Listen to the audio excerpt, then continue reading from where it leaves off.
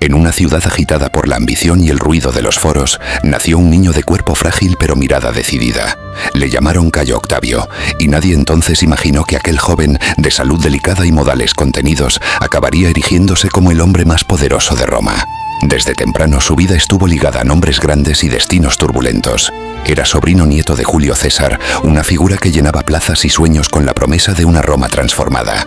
Ese vínculo de sangre sería tiempo después su puerta hacia la historia. Cuando su tío fue asesinado por senadores envidiosos y temerosos del cambio, la ciudad se sacudió. Pero de la conmoción emergió una noticia inesperada. En su testamento, César había adoptado a Octavio como su hijo y heredero. El muchacho, que apenas empezaba a alzar la voz entre políticos curtidos, pasó de la sombra a la expectativa. Muchos lo subestimaron, creyendo que sus años o su salud le impedirían competir en el brutal juego del poder.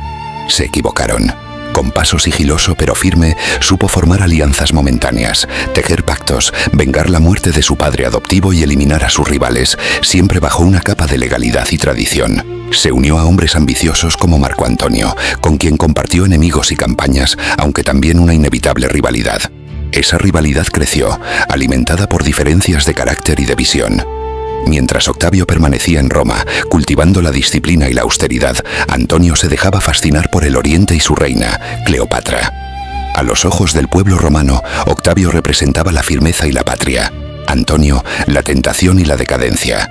Era cuestión de tiempo que uno se impusiera. Cuando el conflicto estalló, lo hizo con fuerza.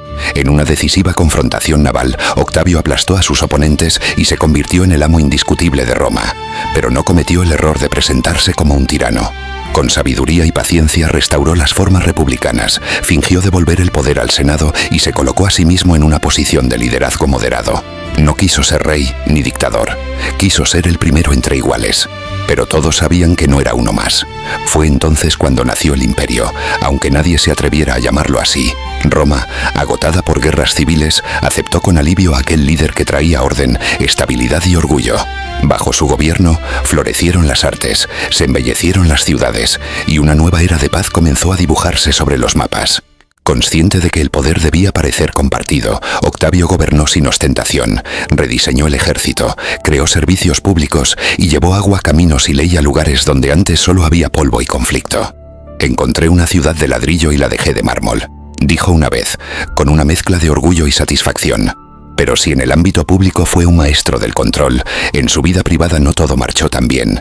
Su hija Julia, a quien quiso educar como ejemplo de virtud romana, acabó envuelta en escándalos amorosos que dañaron su imagen. Los herederos que había preparado con tanto cuidado murieron uno tras otro, víctimas de accidentes, enfermedades o el azar de la vida.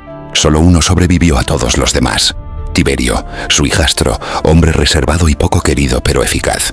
Con resignación, Octavio lo adoptó como sucesor.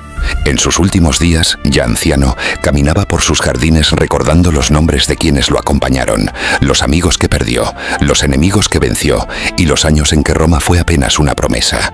Había pasado de ser un joven desconocido a convertirse en el corazón de un nuevo orden. No había una sola piedra importante en Roma que no llevara su huella. Cuentan que antes de morir, rodeado de los suyos, preguntó si había representado bien su papel. No como un emperador, sino como un actor en el gran teatro de la vida.